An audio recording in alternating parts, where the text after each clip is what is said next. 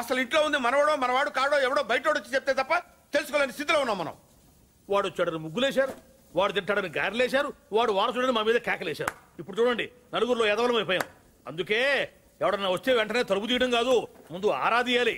12 ఏళ్ల తర్వాత అడ్రస్ వెతుక్కుంటూ ఇంటికి వచ్చిన వాడిని పార్దు కాకుండా ఇంకెవరనుకుంటావండి? Post man అనుకోవచ్చుగా. దేవుడి దగ్గర 3 పడ్డాక పోలీసులు వచ్చారు. అదే ముందు వచ్చుంటే ఏముంది, తీసేసిన ఆకులు, ఎత్తేసిన కుర్చీలు, పీకేసిన పందిరి, ఆటి పక్కన మన అమ్మాయి. లైఫ్ లాంగ్ పెళ్లి పెటాకులు లేకుండా పడి ఉండేది. ఎంత ఈజీగా ఉన్నాయి ఆ మాట. పీటల మీద పెళ్ళి అయిపోతే ఇంకేమైనా ఉందా? 10 లక్షలు ఖర్చు పెట్టి చేశాం.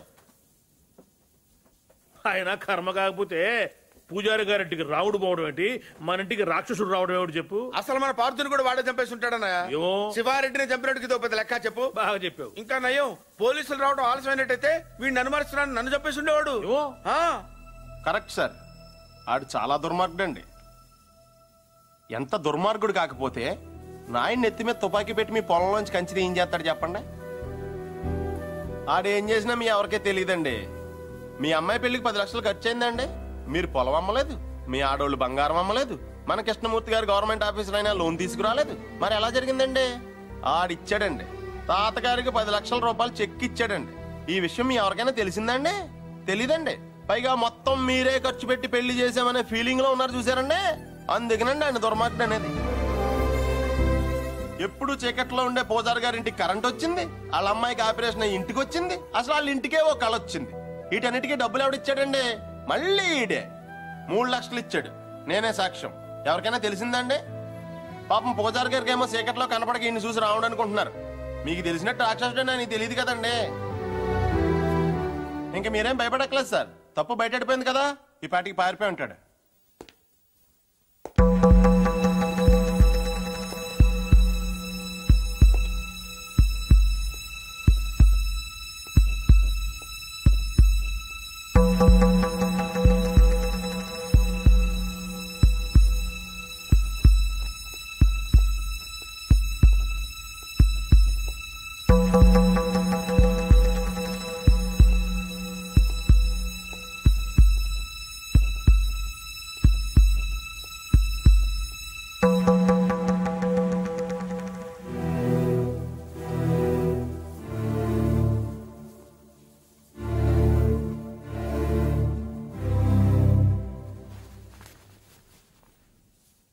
నిజం చెప్పే ధైర్యం లేనివాడికి అబద్ధం ఆడే హక్కు లేదు.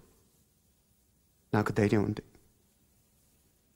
అందుకే పార్థు లేడని నిజం చెప్పడానికి ఇక్కడికి వచ్చాను. కానీ ఆవిడని చూశాక పార్థు రాలేడని చెప్పాలనుకున్నాను.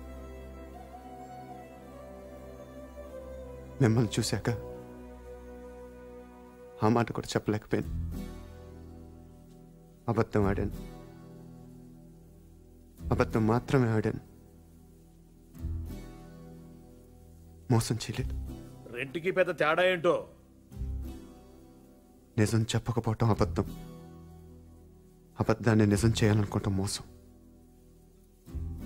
నేను పార్థుని అబద్ధం చెప్పాను. నేనే పార్థు అవ్వాలని మోసం చేయలేదు.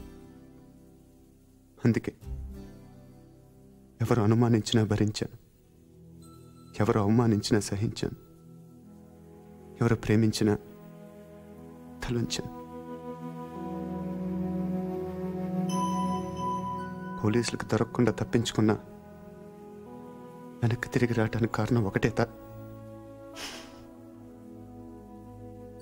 ఈ ఇంట్లో నేను సమాధానం చెప్పాల్సిన మనుషులు 2 ఉన్నారు. ఒకళ్ళు మీరు, ఇంకొకళ్ళు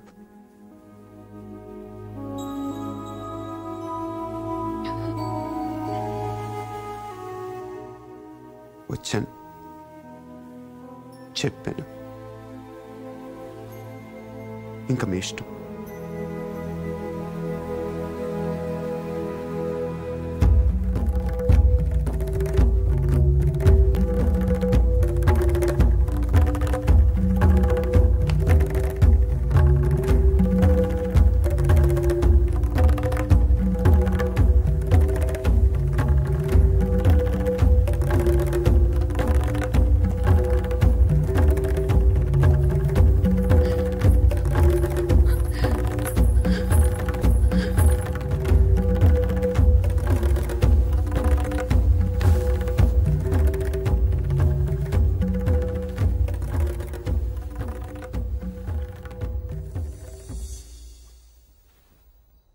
కింద వాళ్ళందరూ నిన్ను రకరకాల ప్రశ్నలు అడిగారు. ఎందుకు నువ్వు పార్థు అని అబద్ధం చెప్పావు, ఎందుకు అలా చేశావు, ఎందుకు ఇలా చేశావని. నేను ఒకే ఒక్క ప్రశ్న అడుగుతున్నాను, సమాధానం చెప్తావా? ఎవడో రైల్లో పోలీస్ కాల్పుల్లో చనిపోతే నీ దారిన నువ్వు పారిపోకుండా వాడి ఇల్లు వెతుక్కుంటూ ఇంత దూరం ఎందుకు వచ్చావు? వాళ్ళ పొలం సమస్యల్లో ఉంటే నువ్వెందుకు తీర్చావు? వాళ్ళ పిల్ల పెళ్ళంటే నువ్వెందుకు డబ్బులు ఇచ్చావు? వాళ్ళు తిడితే ఎందుకు పడ్డావు? ఏవి చెయ్యలేని నాలాంటి ముసలాడి ముందు తలంచుకుని మోకాళ్ళ మీద ఎందుకు కూర్చున్నావు? అందుకే నువ్వే పార్థువి, నువ్వే నా పార్థువి. నేను నిన్నేవి అడగను. అడిగితే నా ఇళ్ళంటి మనిషిని ఎలా ఒప్పించావని పొలంలోంచి కంచి తీయించేసిన రోజే నిన్ను అడిగి ఉండాల్సింది. 25 వయస్సులో 10 లక్షలు చెక్కిచ్చావంటే ఏం చేస్తున్నావు నువ్వు అని ఆ రోజు నేను అడిగి ఉండాల్సింది. అప్పుడు అడగలేదు, ఇప్పుడు అడిగే అర్హత లేదు.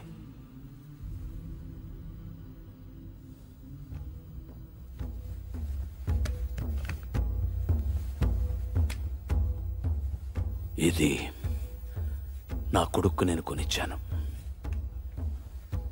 అప్పుడు వాడి ప్రాణాలు తీసింది, ఇప్పుడు నీ ప్రాణాలు కాపాడుతుంది. నువ్వు నేరం చేసావని వాడెవడో అన్నాడు, ఇప్పుడు యుద్ధం చేయమని నేను చెప్తున్నాను.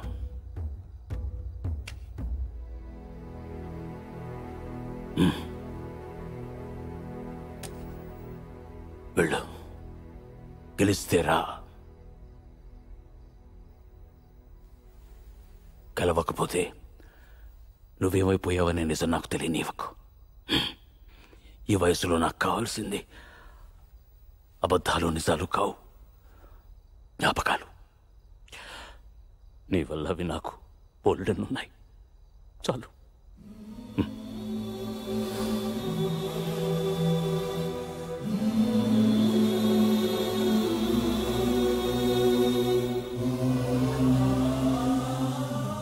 జాగ్రత్త.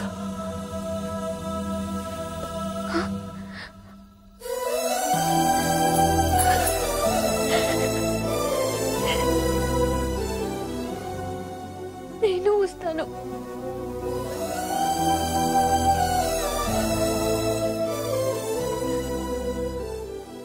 నేనే వస్తాను.